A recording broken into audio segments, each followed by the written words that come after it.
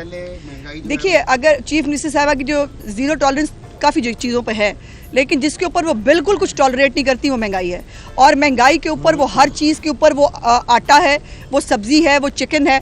अभी मैं बता देती हूँ आपको, 2 दिन पहले हम मीटिंग के अंदर चीफ मिनिस्टर साहब को पता चला कि चिकन की कीमत में इजाफा हो गया।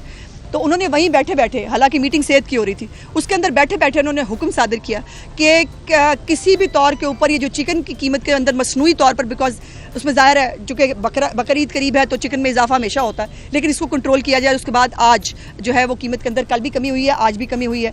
और ये भी पहली दफ़ा पाकिस्तान की तारीख में पंजाब में हुआ है कि KPIs जो है वो 11 KPIs तमाम चीफ डिप्टी कमिश्नर्स और कमिश्नर्स को दे दिए गए हैं, जिसके अंदर महंगाई कंट्रोल से लेकर जो कुत्ते काटते हैं उनकी से लेकर शादी ब्याह की तकरीबात में 10 बजे की पाबंदी से लेकर सफाई सुथराई के मामला से तमाम एक KPIs 11 पॉइंट्स का एजेंडा कमिश्नर्स और डिप्टी कमिश्नर्स को दे दिया गया है। और पंजाब के अंदर तरक्की करने का सिर्फ एक तरीका है, पोस्टिंग और ट्रांसफर का एक तरीकाकार है, वो है कारकर्दगी, और कोई तरीकाकार पंजाब में एग्जिस्ट नहीं करता। अच्छा ये बता दें कि इज्जत बिल जो है वो ऐसे लगता है कि हुकूमत ने किसी प्रेशर में उसको मंजूर किया, तमाम जो प्रोसेस है।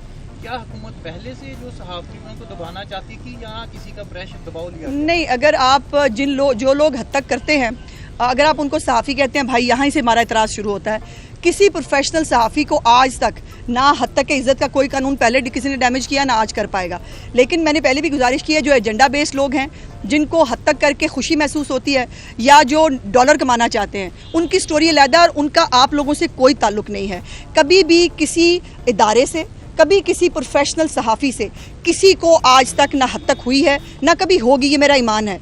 और लेकिन जो लोग आपके अंदर घुस बैठिए हैं, जो आपका नाम इस्तेमाल करके, आपके कंधे इस्तेमाल करके अपने लिए डॉलर कमा रहे हैं और आप लोगों को जो है वो जिल्लत के लिए उन्होंने छोड़ा हुआ है, उनका मेरा नहीं ख्याल कि आपको अपने कंधे उनको इस्तेमाल करने देने चाहिए। अच्छा ये फरमा दें कि आपने बजट के खदोखाल का तज़किरा किया, रिकॉर्ड तरक्याती बजट रखा, लेकिन क्या हुकूमती अखराजात को कम करने के हवाले से कोई पॉलिसी? जी वो भी है पूरी तकरीर में, कोई ऐसा कुछ नहीं, ऐसा नहीं है जी, ऐसा नहीं है। देखिए, तकरीर जो है ना वो थोड़े वक्त के अंदर वो करनी होती है।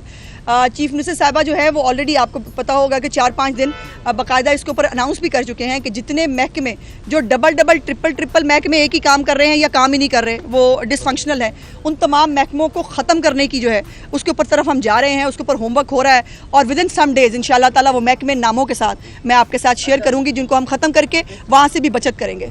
मैडम, प्रेस क्लब्स के लिए और साथियों की फेज 2 के लिए, क्योंकि प्लाट्स दिए गए थे खासकर कैमरामैनों को, तो हम चाह रहे हैं कि रिपोर्टर्स और कैमरामैनों को इक्वल मिले, और उसके लिए क्या जी देखिए, खुशखबरी यह है कि जो चीफ मिनिस्टर साहिबा है उन्होंने कमेटी जो है तश्कील दे दी है। आपके नुमाइंदे जो है प्रेस क्लब के सदर हमारे उसके साथ होंगे, और उसकी बजट की वजह से हम मीटिंग नहीं कर सके।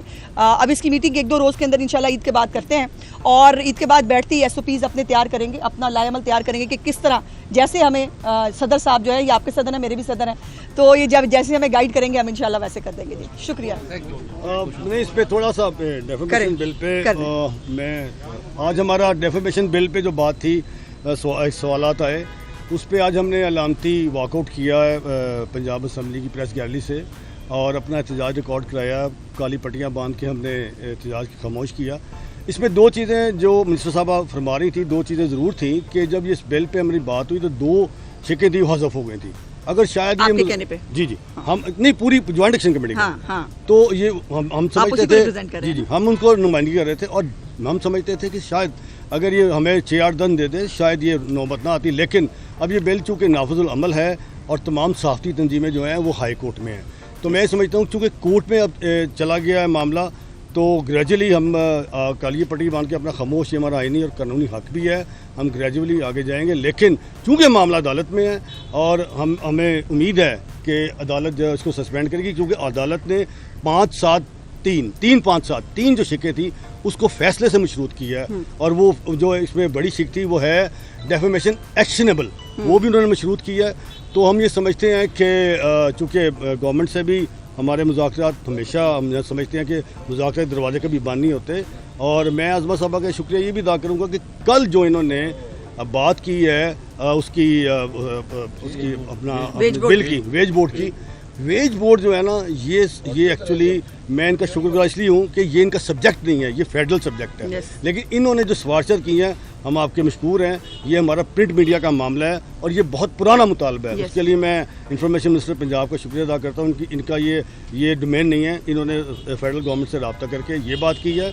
और दूसरी बात ये है कि देखें जी, हमने कभी ये नहीं कहा कि हम एहतजाज करें, आवाज़ बुलंद करें, लेकिन ऐसे जिस लॉ आएंगे इस जमहूरी हुकूमत से हमें ये तवक्का नहीं है कि इस किस्म के लॉज रखें। लेकिन हम मदर पितर आज़ादी के भी ख़िलाफ़ हैं। Yes. हम ऐसी हर चीज़ के ख़िलाफ़ हैं जो अभी ये फरमा रही थी।